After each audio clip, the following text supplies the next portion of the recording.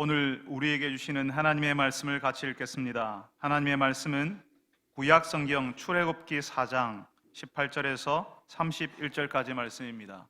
구약 성경 출애굽기 4장 18절에서 31절, 제가 가진 성경은 구약 성경 86쪽입니다. 구약 성경 86쪽 출애굽기 4장 18절에서 31절까지 말씀을 저하고 함께 교독하겠습니다. 제가 먼저 18절을 읽습니다. 모세가 그의 장인 이드로에게로 돌아가서 그에게 이르되 내가 애굽에 있는 내 형제들에게로 돌아가서 그들이 아직 살아있는지 알아보려 하오니 나로 가게 하소서. 이드로가 모세에게 평안히 가라 하니라.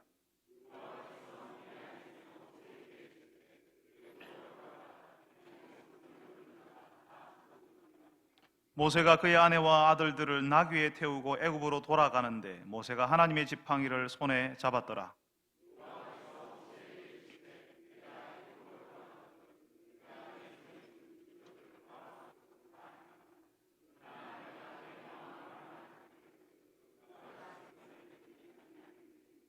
너는 바로에게 이르기를 여호와의 말씀에 이스라엘은 내 아들 내 장자라.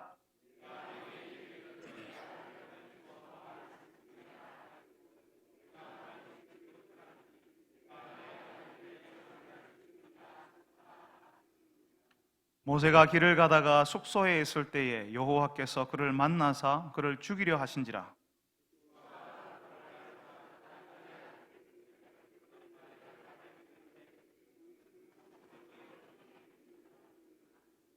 여호와께서 그를 놓아 주시니라. 그때의 십보라가 피난편이라 함은 할례 때문이었더라.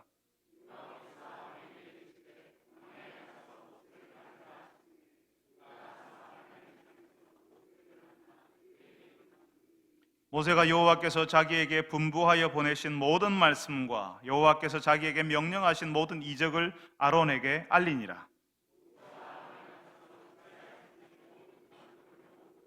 아론이 여호와께서 모세에게 이르신 모든 말씀을 전하고 그 백성 앞에서 이적을 행하니 백성이 믿으며 여호와께서 이스라엘 자손을 찾으시고 그들의 고난을 살피셨다 함을 듣고 머리 숙여 경배하였더라. 아멘. 교회를 다니지 않지만 신앙에 대해서 관심을 가지는 분들이 제가 목사라는 사실을 알고는 한 번씩 곤란한 질문을 하실 때가 있어요. 보통은 술을 어느 정도 하시고는 하나님이 이해할 수 없다라고 저한테 일종의 도발을 하는 거죠. 목사라는 사실을 알고 하나님이 계시면 세상에 어떻게 이렇게 악한 일이 많이 일어나냐고, 하나님이 계신데 나쁜 사람들이 잘 되는 일이 어떻게 일어날 수 있냐고 이렇게 말씀을 하십니다. 그러니까 그런 걸 보면 하나님이 없는 게 아니겠냐고 나름 논리를 세워서 이야기를 하세요. 이렇게 이해할 수 없는 세상에서 이해할 수 없는 일이 일어나는데 하나님이 계신다면 왜 가만히 계시냐고 이렇게 이야기를 하시는 거죠. 사실은 그런 이야기들은 맑은 정신에 조금 차분히 앉아서 여러 번 만나서 오랜 시간 함께 보내면서 이야기를 해야 되거든요. 근데 거기에 잠깐 2, 3분여의 그 2, 3분여밖에 시간이 없는 그동안에 제가 이야기를 해야 되니까 그 말에 제가 대답을 하지 않으니까요. 그러니까 내가 교회 안 가는 거지. 그러니까 너희들은 별것 아닌 거지. 이런 투로 말씀을 하십니다. 목사하고 논쟁해서 이겼다는 거죠. 여러분, 사실 하나님을 아는 것이 어렵습니다. 그야말로 하나님께서 가리워져 계신 분이세요. 그래서 우리가 알 수 없습니다, 하나님을. 마치 커튼에 가리워진 분인 것처럼 하나님께서 그 커튼을 열고 하나님의 얼굴을 보여주셔야지만 우리가 하나님의 얼굴을 볼 수가 있습니다. 하나님이 알려주실 때만 우리가 아는 거예요. 그 하나님을 어떤 식으로 알려주시냐 하면요, 오늘 우리가 읽은 이런 하나님의 말씀을 통해서 하나님이 어떤 분이신지를 알려주십니다. 그래서 이 말씀을 통해서 이해할 수 없는 하나님이 조금은 이해할 수 있는 하나님, 우리가 알 수 있는 하나님이 되는 거예요. 그런데 문제가 뭐냐 하면요, 우리에게 하나님에 대해서 알으라고 주시는 이 하나님의 말씀이 이해가 안 된다는 거죠. 오늘 말씀이 그래요. 여러분, 지금 모세는 애굽 땅에서 고난당하는 하나님의 백성들에게 가려고 합니다. 하나님께서 이 모세를 보내시는 거죠. 그런데 하나님께서 이 모세에게 뭐라고 하시냐면요, 이제 오늘 우리가 읽었던 말씀 21절에 애굽 왕 바로를 찾아가서 모세에게 보여준 이적들을 다 행하라고 하시고는 내가 그의 마음을, 그러니까 바로의 마음을 완악하게 한즉 백성을 보내주지 않을 것이다 라고 이야기하시는 겁니다. 아니 여러분, 이게 무슨 이런 말씀이 다 있습니까? 하나님께서 사람들의 마음을 부드럽게 해주시고 고집을 꺾을 수 있게 해주셔야 하는데 그 마음을 완악하게 하신다라고 하시거든요. 애굽 왕 바로가 하나님의 백성들을 힘들게 하고 안 놓아주는 것이 사실은 하나님 때문이라고 말할 수 있는 거 아닙니까? 지금 이 말씀을 들으면 이 말씀은 마치 하나님께서 악을 조장하는 분이라는 그런 말씀 아닌가요?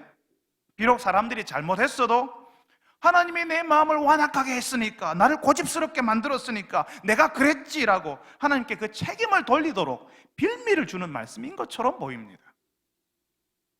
여러분, 우리가 이 말씀을 오해하지 말아야 하는데요, 그 당시 애굽 왕은 자신을 신의 아들이라고 이야기를 했습니다. 신의 아들이라고 생각을 했어요. 이미 교만할 대로 교만해져 있는 애굽 왕이 하나님의 백성들이 예배하러 가게 보내주옵소서라고 보내달라고 할 때 보내줄 리가 없지요. 바로 그 교만한 애굽 왕의 마음을 하나님께서 쳐서 겸손하게 만드시는 것이 아니라 그냥 그 있는 대로 두신다는 겁니다. 그 마음을 완악하게 하신다는 말씀은 하나님께서 악함을 조장하신다는 것이 아니라 그 교만하고 악한 것이, 원래 교만하고 그 악한 것이 그 악함을 드러내도록 내버려 두신다는 말이에요. 여러분, 신약 성경에 로마서라고 하는 성경이 있는데요, 거기 1장에 사람들의 죄에 대해서 아주 자세히 알려주고 있습니다. 거기에서요 자주 나오는 표현이 뭐냐 하면요, 사람들이 얼마나 악한지를 계속 설명하고 나서는 이렇게 이야기합니다. 하나님께서 그들을 마음의 정욕대로 더러움에 내버려 두사, 하나님께서 그들을 부끄러운 욕심에 내버려 두셨으니 하나님께서 그들을 그 상실한 마음대로 내버려 두셨으니 내버려 두셨다라고 하시는 거죠. 하나님께서 더 악하게 만드는 것이 아니라 사람들이 그렇게 살고 싶어 하니까 그냥 내버려 두시는 거예요. 그걸 좋다고 하니까, 나 내버려 두라고 하니까요. 애굽 왕 바로가 그랬습니다. 자기 힘이 있고 이스라엘 하나님의 백성들을 노예처럼 부릴 수 있었으니까 그냥 평소에 하던 대로 그 백성들을 힘으로 눌러버리려고 했습니다. 하나님께 예배 드리러 가겠다는 그런 말 따위는 그냥 무시해버렸어요. 왜? 자기가 왕이니까, 신의 아들이니까, 이 사람들은 함부로 할 수 있는 노예들이니까, 실제로 그럴 힘도 있으니까. 여러분, 사실 이런 교만함, 이런 악함은요 애굽 왕만 그러는 게 아니에요. 사람들은요 애굽 왕처럼 힘이 없어도 하나님만은 인정하기 싫어합니다. 내 몸 하나 내가 원하는 대로 움직일 수만 있다면요 하나님을 거절하고 받아들이지 않아요. 계속 자신이 원하는 대로, 하고 싶은 대로, 그게 교만과 악함이라는 사실조차도 알지 못하고 그렇게 삽니다. 죽음의 길을 다 갈 때까지 모르고 살아요. 여러분, 사람이 가지는 교만과 악함이요 하나님께서 제어하시고 붙잡아 주지 않으시면요 그냥 끝까지 가버리는 거예요. 죽을 때까지 가는 거예요. 죽음을 향해 달려가는 불나방처럼 자신을 태우는 불을 향해서 자신을 던져버립니다. 그 교만과 악함이요, 우리의 교만과 악함이 우리를 그런 식으로 파괴합니다. 애굽 왕은 바로 그 일반적인 사람들의 죄를 보여주는 거예요. 교만하니까 노예처럼 부리던 그 사람들이 하나님을 예배드리러 나가겠다고 하니까 용납할 수 없지요. 이것들이 지금 누구 앞에서, 누구 마음대로 그런 생각을 가지는 거죠. 그리고 힘으로 눌러버려야 되겠다라고, 버리장머리를 고쳐버려야 되겠다고 생각하게 되는 겁니다. 근데 이 사람들이 좀 견디잖아요. 그래도 하나님을 예배하겠다고 하잖아요. 그러면 어쭈 이것 봐라 하면서 더 큰 힘으로 누르죠. 그래도 버티면요 이제는 참을 수 없는 자존심 싸움이 되는 겁니다. 너 죽고 나 죽자 하게 되는 거죠. 죽음을 불사하고 대드는 노예들을 눌러야 되는 거죠. 여러분, 이게 죄인이 가지는 일반적인 방식이고 반응입니다. 애굽 왕 바로도 그냥 그 일반적인 방식을 따랐을 뿐이에요.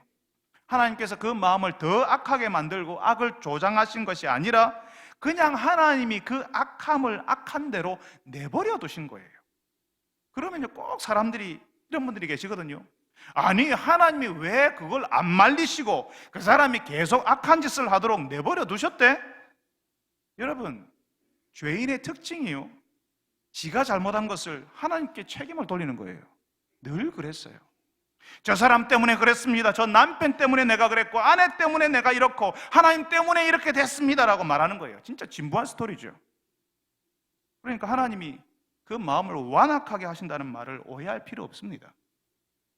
하나님께서 악을 조장하시고 더 죄를 짓도록 하시는 것이 아니라 이미 그런 상태에 있는 사람이 자기가 하고 싶은 대로 하도록 내버려 두신 거예요.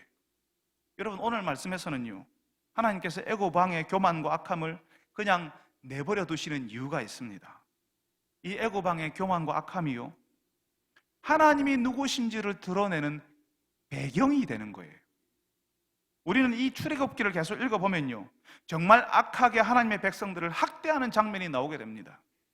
그런 형편 속에서, 그런 학대 속에서요, 하나님의 구원이 굉장히 강렬하게 드러납니다. 여러분, 이 출애굽기 앞부분의 이 부분을요, 이 출애굽기 이 부분이요, 얼마나 드라마틱한지, 얼마나 사람들에게 강렬한 모습으로 나타나는지 계속 이 내용이 영화로 만들어져요. 그냥 이 땅에 예수를 멀지 못하는 사람, 하나님을 모르는 사람이 봐도 굉장한 스토리가 되거든요. 그래서 그런 걸 영화로 만들 정도로 굉장히 강렬한 구원을 우리에게 보여줍니다. 그러니까 애굽 왕의 악함이 강하면 강할수록 하나님의 구원이 더 분명하고 잊을 수 없는 방식으로 찾아오는 거예요. 그러니까 하나님이 누구신지를 아주 강렬하게 대비시켜서 애굽 왕의 악함과 그 교만함, 그리고 하나님의 구원을 강렬하게 대비시켜서 한번 딱 보면 잊을 수 없는 광경으로 눈에 확 들어오는 구도를 사용하셔서 하나님의 하나님 되심을 드러내시는 거죠.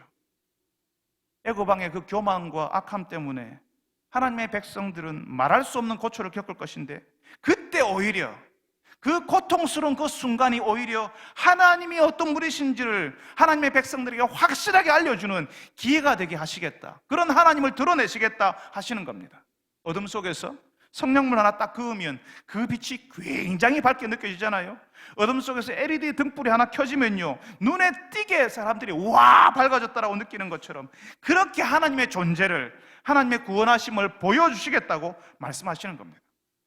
여러분, 하나님의 구원이요, 가장 어두울 때, 가장 어렵고 힘든 순간에 우리에게 찾아올 때는 우리에게 잊을 수 없는 구원이 되는 거예요.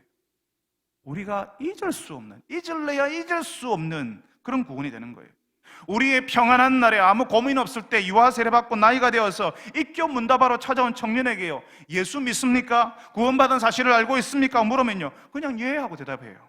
거기 어떤 감격도, 그 구원의 놀라움도 하나도 묻어있지 않습니다. 그냥 무난하게 예수 믿는 가정에서 별탈 없이 나이가 되어서 이제 나도 성찬식 참여해야 되겠는데 친구들도 다 하니까 그래서 입교 문답에 나온 거예요. 세례받는 분들 중에도 그런 분들 있죠. 근데 고난 중에, 어려움 중에 한 줄기 빛으로 찾아오는 하나님의 은혜를 발견한 분들은요, 예수 믿으십니까? 구원받은 사실을 알고 계십니까? 라고 물을 때 감격이 있어요. 감사와 놀라움이 거기에 있습니다. 어렵고 힘든 형편에 찾아오는 그 하나님의 구원은 우리가 잊을래야 잊을 수 없는 구원의 기억을 가져다 주거든요. 부인할 수 없는 하나님의 구원을 내 몸에 흔적을 새기듯이 내 마음에 새겨놓는 거예요. 그래서 그 구원을 경험한 사람은요, 예, 내가 구원받았습니다, 내가 예수 믿습니다라고 그 감격 가운데 이야기하는 거예요. 지금 하나님께서 모세에게 하시는 말씀, 내가 그의 마음을 완악하게 한즉 그가 백성을 보내주지 아니하리니 라고 하는 그 말씀은 고통과 절망 가운데 하나님을 잊어가고 있는 사람들에게 잊을 수 없는 하나님의 기억, 그 구원의 기억을 주시려고 하나님께서 준비하신다는 말씀이에요.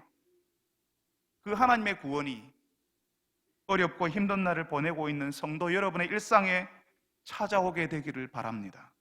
이 세상의 악함이 여러분을 이리 치고 저리 치는 날들을 보내고 있어서 하나님이 계신가? 정말 하나님이 계신가? 하나님이 나를 잊으셨나 하는 속상한 마음이 들고 있을 때에도 잊을 수 없는 하나님의 구원, 내 마음에 새겨지는 구원을 하나님께서 준비하고 계신다는 사실을 알고 믿음으로 그 하나님의 구원을 기다리시는 여러분들이 되시기를 바랍니다.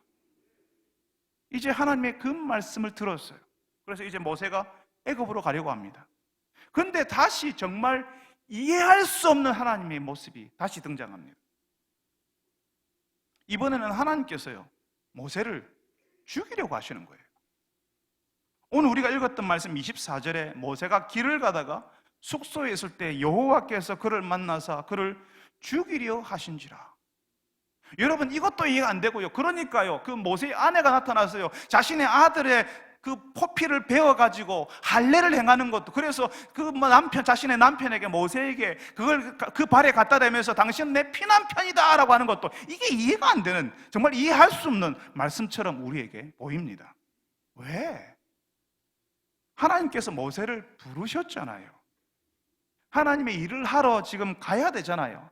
그것도 안 가겠다는 사람, 못 한다는 사람, 그렇게 가라고, 니 할 수 있다고 말해놓고 이제 와서 죽이겠다니 말이 됩니까? 도대체 하나님께서 왜 이러시는 걸까요? 여러분, 하나님을 알지 못했던 사람들이 이제 하나님을 알게 되면 그때 해야 하는 것들이 있습니다. 하나님을 아니까, 이제 하나님을 알게 되었으니까 자연히 기도하게 되고, 기도하는 모임에 참여하게 되고, 하나님의 말씀을 배우는 자리에 나갑니다.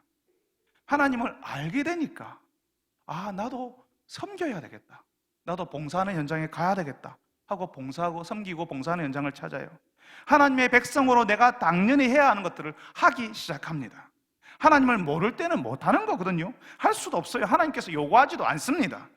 그러니까 모세도요, 하나님을 알고 난 다음에, 하나님의 부르심을 입고 난 다음에는 그동안 미루어 놓았던 것들을 해야 하는 거죠. 그게 아마 모세의 아들의 할례였던 것 같습니다. 근데 그걸 안 하고 있었다는 거죠. 그래서 하나님께서 모세에게 나타나서 죽이려고 하셨다는 겁니다. 여러분, 할례는 남자 성기의 포피를 잘라서 하나님의 백성이라는 흔적이 남게 하는 의식이었습니다.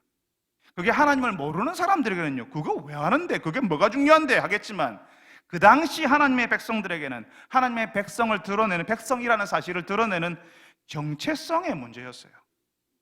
내가 하나님의 백성이라는 사실을 고백하고, 애굽 왕이 자신의 신의 아들이라고 하는데 자신의 백성이라고 하나님의 백성들을 노예처럼 부리고 있는 그런 현실 가운데서 내가 사실은 하나님의 백성입니다라고 고백하고 하나님의 말씀하시는 대로 그 흔적을 내 몸에 지니고 사는 거죠. 그건 내가 하나님께 속한 사람, 하나님의 사람이라는 의미인 거거든요. 내가 하나님과 상관없는 사람이 아니라 하나님의 부르심을 입어서 이제는 내가 하나님을 섬기고 사는 사람이라는 사실을 드러내는 표시였다는 겁니다. 하나님께서 예전에 하나님의 백성들에게 그 할례를 행하라고 하셨습니다. 그 할례가 하나님과 하나님의 백성들의 맺은 언약을 서로 기억하게 해주는 표시라고요. 여러분, 그렇다고 해도, 이 할례가 그렇게 중요하다고 해도 하나님께서 모세를 죽이려고 하셨다는 것은 너무 심한 거 아닙니까? 여러분, 지난 주일 오후 공동체 찬양 경연대회를 우리 교회에서 했었는데요, 그때 우리 유치부 아이들이 나와서 공연을 했어요. 노래를 부르고 율동을 하고 막 그랬습니다. 그러니까요, 아이들 엄마 아빠들이 앞으로 우르르 나와가지고요, 바닥에 털썩 주저앉았어요. 아이들 동영상 찍는다, 사진 찍는다, 정신이 없었습니다. 여러분, 솔직히 말하면 뭐 어디 나는 가수다, 뭐 거기에 나갈 만한 실력이 그 유치부 아이들이 안 되지 않습니까? 그 아이들이 아이돌 연습생으로 나갈 춤 실력 가지고 있는 거 아니지 않습니까? 그런데 부모님들하고요, 어른들인 우리에게는요, 그 아이들이 앞에 서 있기만 해도 좋아요. 노래해주면 더 좋죠. 음도 안 맞고 가사도 다 틀려요. 지가 하고 싶은 대로 부르는데요, 그래도 좋아요. 찬양하다가 무대 아래에 내려와도, 하다가 엄마가 안 보여서 막 울어도 다 괜찮습니다. 아직 어리잖아요. 그럴 수 있다고 우리가 다 생각하는 겁니다. 그런데 여러분, 우리 아이들이 자라서 이제 해병대에 입대를 하고 노래하는 직업을 자기가 가지겠다고 하면요, 아유 괜찮아, 아이고 넘어졌네, 아이고 잘한다, 그러지 않습니다. 예전에 우연히 제가 몇 년 전에 팬텀싱어라고 하는 오디션 프로그램을 제가 본 적이 있는데요, 여러분 혹시 보신 적 있습니까? 거기 보니까 이미 성악을 전공해서 이름이 알려진 성악가, 오페라 가수, 뮤지컬 가수, 가수 지망생 뭐 이런 분들이 나오시더라고요. 이미 굉장히 잘해요. 그런데 그분들에게 매주 자신들만의 곡을 해석해서 만들어 오라고 하는 아주 혹독한 과제가 주어지더라고요. 그러니까 그분들이 서로 모여가지고 그거 하느라고 밤을 새더라고요. 그리고 한번 공연하고 나서는 눈물이 쏙 빠질 정도로 아주 냉정하게 잘못한 부분들을 지적하더라고요. 여러분, 이게 뭐냐 하면요, 기대하는 기준이 다른 거예요. 유치부 아이들이 공연을 할 때는 그냥 거기에 서 있기만 해줘도 괜찮은 거예요. 너무 예쁜 거예요. 근데 노래를 직업으로 해야 되는 사람들, 아니 그보다 더 나은 공연을 하기를 원하는 사람들에게는 더 엄격한 기준, 더 높은 수준의 기대치가 주어진다는 겁니다. 여러분, 모세가 미디안의 양치기로 미디안 사람처럼 살 때에는요, 하나님께서 모세 아들이 할례 받았는지 묻지 않았습니다. 하나님의 백성이라는 흔적을 가지고 사는지 요구하지 않으세요. 하나님을 모르는 우리 주변 사람들에게 우리가 그럽니까? 우리가 당신 11조 해야 된다고 이렇게 요구합니까? 아닙니다. 그저 사랑방 모임에 한번 나와주기만 해도 우리는 박수 쳐요.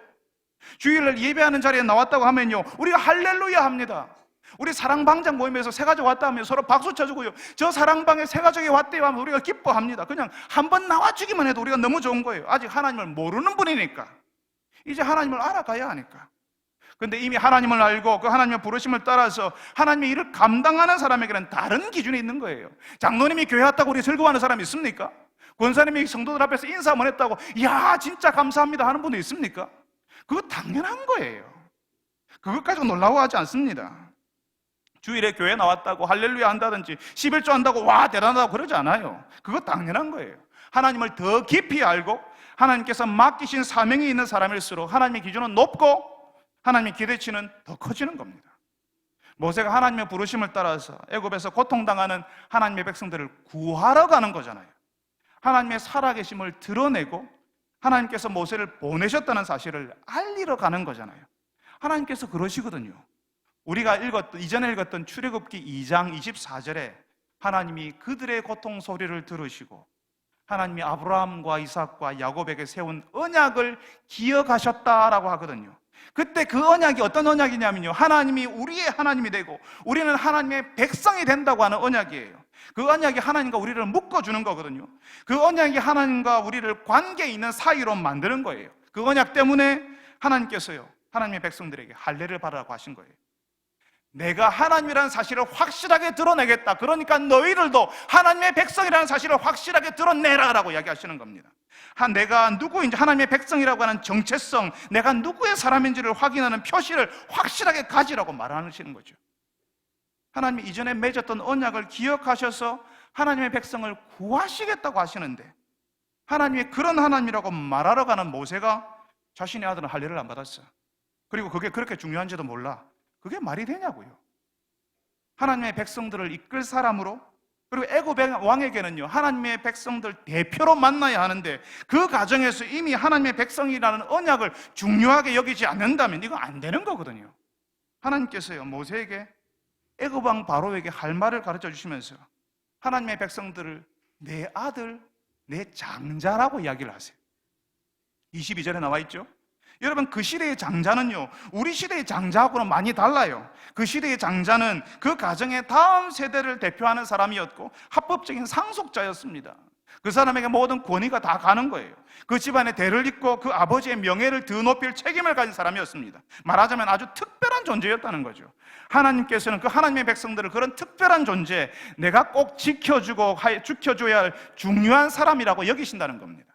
근데 정작 하나님의 백성들은요, 하나님을 중요한 분으로 여기지 않고 하나님을 모르고 잊어버리고 산다면, 특별히 이 모세가, 하나님의 백성들 이끌 이 모세가 하나님을 그런 존재로 생각하지 않고 산다면 그건 말이 안 되는 거잖아요.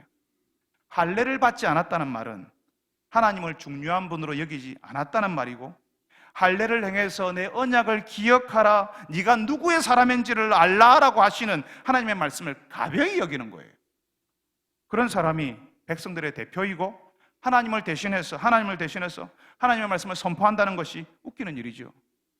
모세가 미디안 사람이라면, 미디안 사람으로 앞으로 계속 살 거라면, 그래서 나 하나님 안 믿는다, 나 하나님과 상관없다고 하면 하나님께서 요구하실 필요 없어요. 요구하지도 않으실 거예요. 말해봐야 이해도 못하고 요구해도 그게 뭔지 몰라요. 그런데 지금 모세는 그게 아니거든요. 떨기나무 불꽃 가운데 나타나신 하나님을 만났고 하나님의 부르심을 받았고 이제는 하나님의 일을 감당하기 위해서 애굽으로 떠나는 사람이에요. 교회에 한번 앉아있기만 해도 아이고 고맙습니다 해야 될 그런 사람 아니라고요. 하나님의 언약을 기억하고 그 언약을 지키는 사람, 그 언약의 흔적을 자녀들에게 철저하게 요구하는 사람이어야 한다는 거죠. 그래서 하나님이 모세를 죽이려 하신다고 오늘 말씀에 표현이 되어 있는 겁니다. 하나님을 모르는 사람에게는 해도 그만, 안 해도 그만인 것처럼 보이는 것이 하나님을 알고 하나님의 일을 감당하려고 하는 사람들에게는 삶과 죽음의 문제라는 거죠. 순종하는 자에게 생명을 주시고 기회를 주시고 하나님의 구원을 깊이 경험하게 하시지만, 불순종하는 자들에게는 하나님의 진노가 있음을 하나님께서 아주 무섭게 가르쳐 주시는 거라고요. 아주 높은 기준, 고도의 기대치를 가지고 요구하신다고요. 그러니까 지금 이미 하나님의 부르심을 받았는데도 자녀에게 할례 행하는 것을 미루고 불순종하는 모습을 보이니까 모세가 하나님의 진노하심 가운데 들어가게 된 겁니다. 모세에게 하나님께서 진노하시는 거죠. 여러분, 그때 여기서 살펴봐야 될 것이 이 모세의 아내예요. 이 모세의 아내가요, 자신의 아들의 포피를 돌칼로 베어서 할례를 행하거든요. 그러니까 이미 모세의 아내는요, 지금 일어나고 있는 이 가정의 문제, 지금 이 모세가 하나님의 진노 가운데 들어가게 된 이유가 뭔지를 알았다는 거예요. 여러분, 어쩌면 이미 그 전부터 이 모세와 모세 아내 사이, 이 부부 간에 약간의 다툼이 있었을지도 모릅니다. 부부가 서로 같이 살면요, 세월이 지날수록 서로 크게 다투는 일이 별로 없어요. 점점 줄어듭니다. 그런데 크게 다투고 서로 속상한 일이 생길 때가 있는데요, 그게 언제인가 하면 자녀들을 어떻게 양육할까, 자녀들을 어떻게 할까로 서로 의견이 많이 달라지는 거예요. 남편은 아이들이 튼튼하기만 자라면 되지라고 하는데요, 아내는요, 아니 우리 아이 바보 만들 일이 있어요 라고 하는 거죠. 모세가 미디안 여성과 결혼했는데 아마 이 아내는 아들의 할례를 반대했던 것 같습니다. 모세도 어차피 미디안에서 미디안 사람처럼 사니까 아들의 할례를 그렇게 강요하지 못했을 거예요. 지금 모세는 처가살이 하고 있잖아요. 자기 소신을 강하게 밝힌 형편이 아니죠. 그런데 이제는 달라진 겁니다. 하나님을 확실히 알고 그 하나님의 부르심을 따라서 애굽으로 가는데 하나님께서 모세에게 하나님의 언약을 기억하고 그 온 가정이 하나님의 언약 백성이 되기를 요구하시는 거예요. 이게 그게 뭐가 중요해? 라고 생각하고 있던 모세의 가정에 하나님께서 너무나도 무서운 하나님으로 찾아오시거든요. 그러니까 모세의 아내가 자신의 아들의 포피를 베어서 할례를 시행하는 겁니다. 그리고 고백하는 거죠. 그 피가 흐르는 포피를 모세의 발에 갖다 대면서 당신은 나의 피난편이에요 라고 하는 거죠. 이 피난편이라는 말은 그 당시 결혼할 때 하는 결혼 고백문이었습니다. 말하자면 내 생명의 남편, 내가 귀히 여기고 존중해야 될 남편이라는 말인 거예요. 모세의 아내가 아들에게 할례를 행하니까요, 정말 놀랍게도 시름시름 죽어가던 모세가 다시 살아나거든요. 오늘 말씀에서는 하나님께서 모세를 놓아주셨다라고 표현합니다. 그러니까 모세의 아내는요, 온 가정이 하나님의 언약 가운데 들어가고 하나님을 따르는 사람 되기를 하나님께서 원하신다는 사실을, 그것도 아주 높은 수준의 헌신, 하나님께서 순종하기 원하신다는 사실을 알았다는 겁니다. 이제까지는 미디안의 사람으로 살았어도 이제부터는 그 피난편의 하나님, 모세의 하나님을 믿고 따르겠다는 결단을 자신의 아들에게 할례를 시행하면서 하는 거예요. 여러분, 참 이해할 수 없었던 그 하나님은 우리가 하나님께 더 깊숙이 들어오기를, 분명한 하나님의 백성으로 하나님의 사람으로 살아주기를 원하신다는 사실을 보여주기 원하셔서 오늘 모세에게 그렇게 하셨습니다. 하나님께서 모세에게 그러셨던 것처럼 우리 인생이 어떤 날 어떤 때에 우리가 이해할 수 없는 방식으로 우리에게 하나님께서 찾아오실 거예요. 그전에는 하나님께서 그러지 않으셨어요. 그런데 어느 날 우리가 하나님을 알고 하나님께 더 가까이 가고 우리가 하나님을 더 많이 알게 된 그런 날, 그때 우리에게 이해할 수 없는 하나님으로 우리에게 찾아오실 겁니다. 우리가 더욱 분명히 하나님의 사람으로 살라고, 하나님의 말씀에 순종하라고, 하나님의 언약 백성인 것을 기억하라고 우리에게 요구하실 겁니다. 사랑하는 여러분들이 하나님의 백성으로 구별되고 하나님께 속한 사람이라는 확실한 표시를 가지고 사는 분들이 되시기를 바랍니다. 우리에게 요구하신다는 것은 우리가 하나님의 중요한 사람, 하나님께서 기대하시는 사람이기 때문에 그렇게 하신다는 사실을 알고 그 요구하시는 하나님의 말씀에 순종하는 여러분들이 다 되시기를 바랍니다. 그래서 이제 드디어 모세는 애굽으로 떠납니다. 그리고 하나님께서는 약속하신 대로 모세 옆에 아론을 두셔서 모세를 돕게 해주셨습니다. 정말 오랜만에 모세와 아론 형제는 만나서 아마 모세는 아론에게 그동안 겪었던 그 40년의 일을, 그리고 그 얼마 전의 일을, 하나님께서 나타나셨던 그 놀라운 일들을 아론에게 다 말하지 않았겠습니까? 그리고 하나님께서 말씀하신 거 다 이야기했을 겁니다. 그리고는 하나님의 백성들에게 가서 그 하나님의 말씀을 전했어요. 물론 그 말씀을 들었던 사람들은 처음에는 반신반의했겠죠. 처음에는 안 믿는 사람도 있었을 겁니다. 그런데 하나님께서 말씀하신 대로 그 사람들 앞에서 이적을 행하니까요, 그 지팡이가 뱀이 되는 일, 뱀이 다시 지팡이가 되는 일, 뱀과 같은 애굽 왕이 하나님의 마른 막대기로 될 수 있다는 사실을, 하나님께서 그런 권능을 가지고 계신다는 사실을 그런 이적으로 하나님의 신호로 보여주니까, 자신의 손이 나병이 되었다가 회복되는 그 일을 보여주니까 그런 놀라운 일들을 하나님의 신호, 하나님의 표시로 알아듣기 시작했다는 겁니다. 사실 모세는 이렇게 하기 전에 해보지도 않고 가보지도 않고 다들 내 말 안 믿을 겁니다. 하나님이 나에게 나타나지 않았다고 할 겁니다라고 지레 겁먹었잖아요. 스스로 자신 없어 했습니다. 나는 못합니다 했어요. 그런데 자서 전하고 보여주니까 사람들이 믿는 거예요.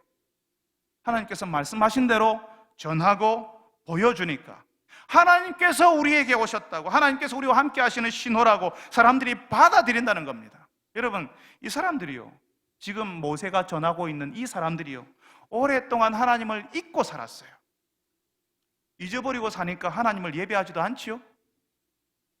예전에 어릴 때 신앙생활 했어도 좀 자라서 먹고 사느라고 바빠서 내가 하고 싶은 대로 하고 싶어서 하나님을 잊어버리고 사는 사람들이 지금도 많습니다.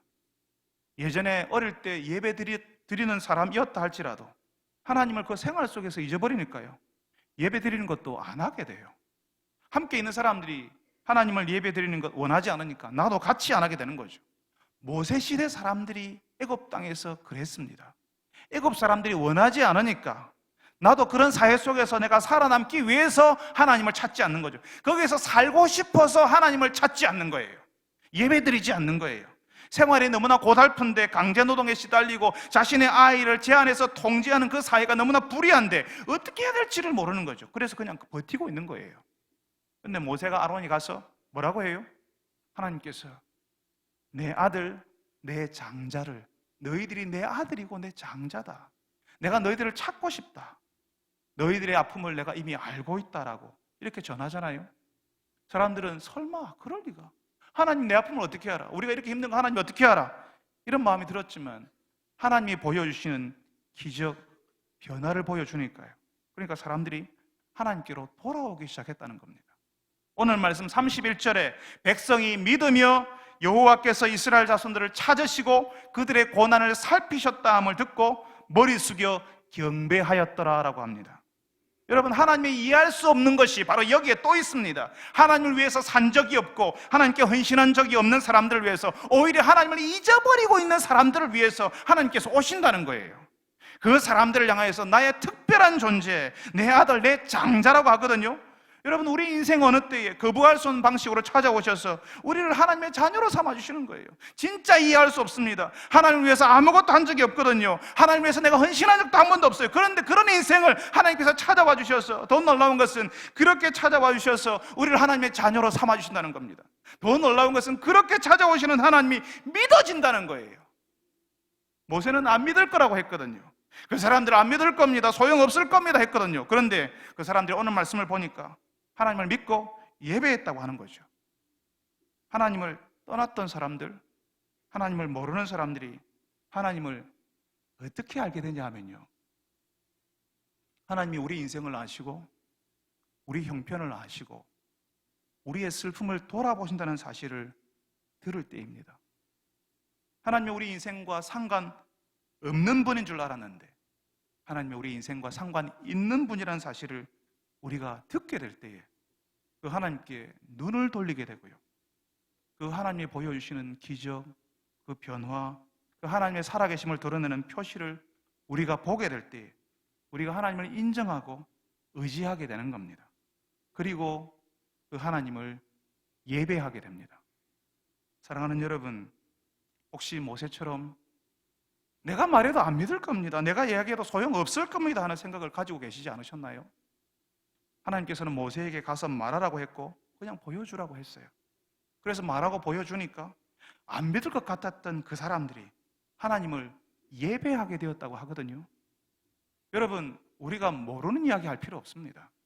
우리는 가짜약을 파는 사기꾼들이 아닙니다. 그냥 내가 아는 하나님, 내가 들은 하나님을 말하고 내가 보았던 기적, 내가 보았던 변화, 회복, 우리 일상 가운데 찾아오시는 그 하나님의 은혜를 내 삶으로 보여주면 됩니다. 우리가 다 그렇게 예수 믿게 되었고 우리가 다 그렇게 해서 하나님의 특별한 사람들, 하나님의 자녀들이 된 겁니다.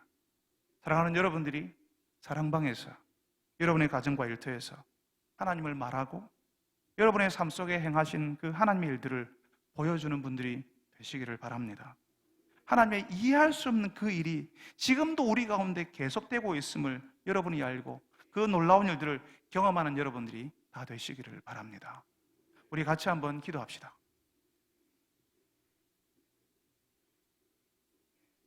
여러분, 이 세상의 현실이 참 엄혹하고 이 땅의 악함과 불의함이 기승을 부리는 시대에 우리가 살고 있다는 것이 하나님의 없음을 나타내는 증거가 아니라 하나님의 잊을 수 없는 구원을 준비하고 계신다는 사실을 우리가 기억하고 이 세상의 불의와 악함 속에서 하나님의 구원을 기다리는 자가 되게 하여 주옵소서라고 우리 같이 한번 기도합시다. 그러니까 하나님이 없는 거야라고 말하는 시대에 하나님께서는 바로 그렇게 그 불의함과 악함 속에서 하나님께서 구원을 준비하고 계신다라고 말씀하십니다. 그 이해할 수 없는 그 형편이 사실은 하나님의 구원이 나타나기 전의 일이라는 거죠. 여러분, 우리 같이 한번 기도합시다. 이 불의함과 악함의 세상 속에서 하나님의 구원을 기다릴 수 있게 하여 주옵소서. 내가 잊을 수 없는 하나님의 구원, 나에게 잊을 수 없는 하나님의 모습으로 나에게 찾아오시기 위해서 지금 준비하고 계신다는 사실을 알고 그 하나님을 기다리며 살게 하여 주옵소서라고 우리 같이 한번 기도합시다. 하나님께서 우리가 하나님을 점점 알아갈 때에 우리가 하나님의 중요한 사람이니까 하나님께서 기대하시니까 하나님의 백성으로 살으라고 우리에게 요구하십니다. 내가 너희들에게 분명하게 나타나는 하나님이 될게, 그러니까 너희들은 나에게 이 땅에서 분명히 표시나는 하나님의 백성으로 살아줄 수 없겠니라고 하나님께서 요구하신다는 거죠. 여러분, 우리가 같이 그 하나님의 요구에 순종하는 자가 되게 해 주옵소서라고 우리 같이 한번 기도합시다. 그래서 내가 알고 믿었던 하나님, 나에게 나타나신 그 하나님을 이 땅의 사람들에게, 내가 만나는 자녀들에게, 가족들에게, 우리 사랑방에서 하나님이 행하시는 일들을 보여주게 하여 주옵소서라고 우리 다 같이 한번 한 목소리로 기도하겠습니다. 거룩하신 아버지 하나님, 오늘도 저희들이 참 어려운 말씀을 같이 들었습니다. 참 이해할 수 없는 하나님의 그 행하심, 그 일하심에 대해서 우리가 같이 생각했습니다. 주님, 그 이해할 수 없는 그 불의함과 악함 속에서 왜 하나님이 일하시지 않으시냐, 그게 하나님이 없다는 증거 아니냐고 말하는 이 시대에 바로 그 불의함과 악함 속에서 하나님이 잊을 수 없는 하나님의 구원, 잊을 수 없는 하나님의 그 놀라우신 하나님 되심을 드러내시기 위해서 준비하고 있다는 사실을 우리로 알게 해주셔서 감사합니다. 주님이여, 저희들이 하나님의 그 이해할 수 없음 앞에서 주님이 하나님을 이해할 수 있는 저희들이 되게 하여 주시옵소서. 주님이여, 구하 없는 것은 하나님의 백성으로 주님이여 저희들이 살아주기를 원하셔서 나는 너희들의 하나님이 될게, 너희들은 나에게 하나님의 백성이 되어달라고 요청하시는 그 하나님의 요구를 순종하는 저희들이 되게 하여 주시옵소서. 주님, 그리하여서 이 땅의 사람들에게 하나님을 예배하는 자가 될 수 있도록 하나님을 말하고 보여주는 저희들이 되게 하여 주시옵소서. 사랑하는 주님, 많은 사람들은 이 땅에 불의가 판치고 악함이 드러나는 것이 하나님이 없음을 드러내는 증거라고 여깁니다. 그렇지만 오늘 하나님께서 말씀하시는 것은 그 불의함과 악함 속에서 하나님께서 우리가 잊을 수 없는 하나님의 구원을 준비하고 계신다고 하는 그런 뜻이라는 사실을 우리에게 알려주셔서 감사합니다. 주님, 하나님의 구원이 우리가 잃을 수 없는 방식으로, 도저히 거부하며 부인할 수 없는 방식으로 우리에게 찾아오고, 그래서 내가 하나님의 백성 된 것이, 하나님의 구원을 경험하는 것이 감격스럽고 그것이 너무나 놀라운 일이라는 사실을 주님이여 저희들에게 알려주시기 위하여서 주님께서 준비하고 계심을 감사합니다. 주님, 그 하나님의 구원을 기다리는 저희들이 되게 하시고 그 하나님의 구원을 바라며 그 구원을 우리 일상 가운데서 경험하며 사는 저희들이 되게 하여 주시옵소서. 내가 너희들이 하나님이 될게, 너희들은 분명하게 이 땅에서 표시가 나는 하나님의 백성으로 살아줄 수 없겠니라고 요구하시는 그 하나님의 요구에 순종하는 저희들이 되게 하여 주옵소서. 내가 누구를 믿는지, 사람들 앞에서 내가 하나님을 믿는지, 예수 그리스도의 사람인지 드러내는 것조차 부끄러워하며 어떤 입장도 취하지 못하며 숨기며 살아가는 자들이 아니라 내가 하나님의 백성이라고 말하며 내가 하나님께 속한 사람이라고 우리의 나머지 인생을 뜻을 정하여서 분명한 주님이 하나님의 백성의 자리에서 그렇게 살 수 있게 주님, 저희들이 연습하며 하나님을 쫓아 사는 백성 될 수 있도록 인도하여 주시옵소서. 그렇게 살으라고 요구하시는 하나님의 요구를 받아들이는 저희들이 되게 하여 주시옵소서. 우리에게 그런 요구하시는 것이, 우리가 그런, 하나님께서 그런 기대를 하셔서 하나님의 그런 특별한 존재라서 우리에게 요구하신다는 사실을 알고 기뻐하며 하나님의 그 요구에 순종하는 저희들이 되게 하여 주옵소서.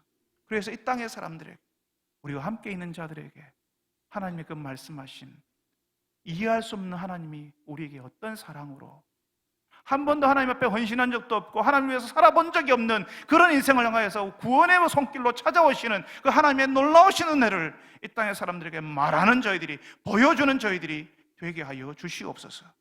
예수님의 이름으로 기도합니다. 아멘.